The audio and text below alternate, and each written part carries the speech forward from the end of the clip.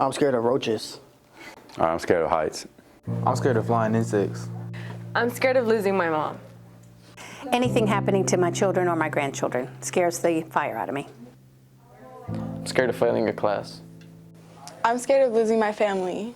I'm scared of not accomplishing my dreams and being successful in life. I think one of my biggest fears is just getting close to people and then having to leave them, and just sudden change really scares me, so yeah. We're afraid of speaking our mind, afraid that we'll be judged or ridiculed, so that fear keeps us silent, frozen in our seats, ashamed because we didn't win the war with our fear. The only way we can conquer our fears is to admit we have them, stand up to those fears, and tell them they're not going to win today. Fear is an unpleasant, often strong emotion caused by anticipation or awareness of danger, according to Webster's dictionary. Fear can come from the unknown, not knowing what's going to happen. It can come from past experiences, or it can come from conditioning. To face your fears, and for example, a lot of our seniors are afraid because change is happening. They're going to be going away to another university. They're stepping into a new place in their life. That's fear of the unknown, fear of not knowing what's going to happen, what the next step is going to have, what it's going to look like, what's going to be required of you. And the best way to address that is by education. It is learning everything that you can about that next stage. So if your next stage is college, that would be learning everything about the campus that you're going to, what the expectations are, what you have to do to be successful. And so the best way to face your fear, whether it is of the change that's coming or of something that you have had in the past, is to educate yourself about it. So knowing all of those details is going to help abate your fear and help you make the next step in your process. We are resilient. We are strong. We can overcome. We can look underneath a bed and realize there's no monster lurking there. We can keep our eyes and ears open for signs of a discontented person. Instead of being afraid, we can try and find out what's eating at them. It just might be the same fears we have.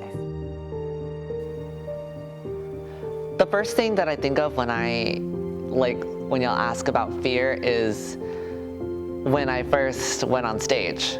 So the first time that I ever wanted to go out and do something on stage was for a talent show, 3rd grade. I remember I wanted to sing a Shakira song, and I went up on stage and everyone was staring at me, and I was so afraid, and I could not get a word. The music started, and it was humiliating. And I was just over it. I never wanted to be on stage again.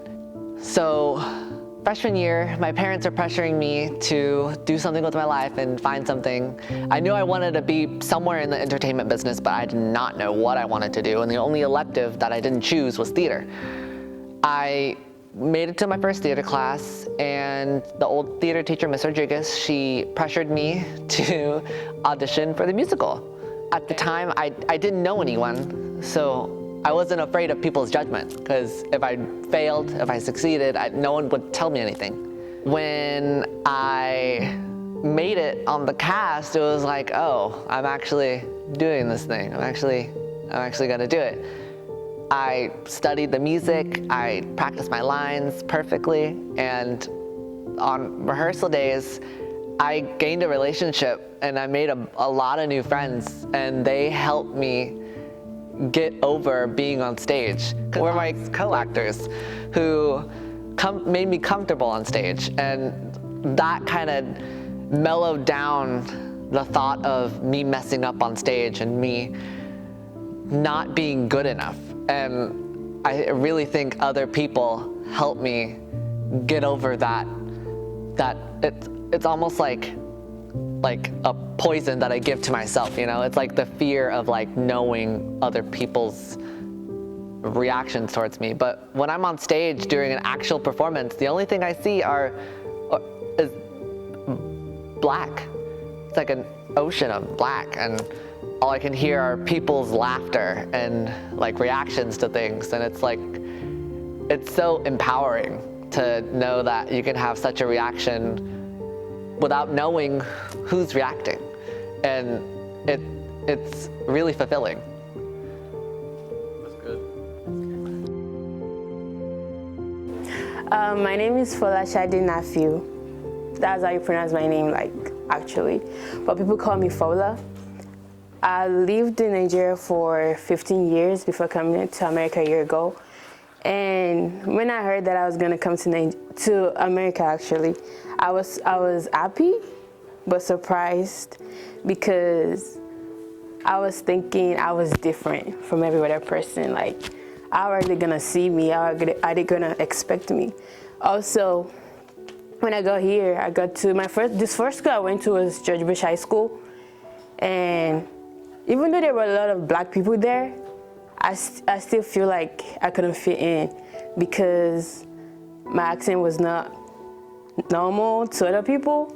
And I just feel like, I'm not actually what they're looking for. Like, I'm not the person people want to talk to. But as I spend more time there, I learned that it's not about where you're from, who you are, it's about your personality. But when I moved to Terry High School, it wasn't different, but it was still the same. But I met a lot of people that made me feel at home. Like Coach Burnley, she was the very first teacher I met. She was really welcoming, and I was like, I think Terry is gonna be the best school for me to go to in the US. So I've been in Terry for, let's say, a semester or two, and it's been really fun, actually. And I don't really care about like being accepted anymore, because I feel like it doesn't really matter. So I'm having fun at Terry, and I can't wait to go back to Nigeria and share my experiences with them. Thank you. That's good.